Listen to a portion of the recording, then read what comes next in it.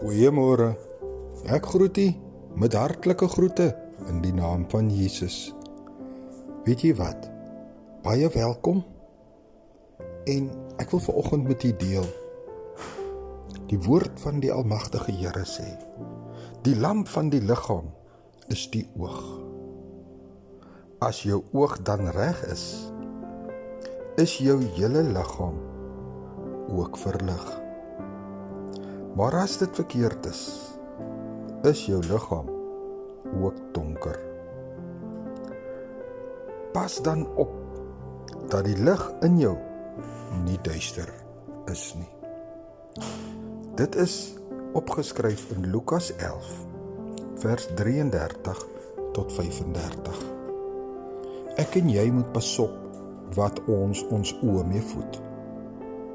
Na wat ons kyk, as ons na plekke toe gaan, sekere goede wat ons doen, ons kom dalk by 'n partytjie en daar sien ons dinge wat ons nie moet sien nie.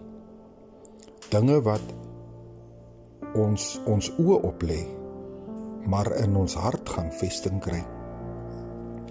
Ons hart moet vol wees van God se woord, vol wees van die Heilige Gees. Dink bietjie weer daarna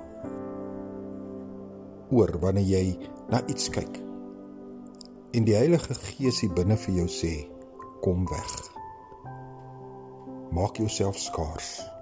Moenie kyk nie. Skrol verby. Weet jy wat?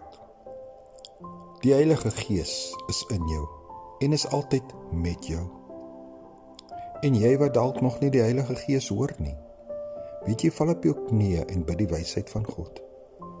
En vra God se Gees om sy regmatige plek binne jou op te neem.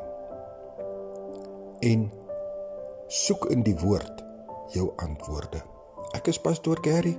Ek laat hierdie kort boodskap, maar wel so 'n kragtige boodskap vanoggend by u.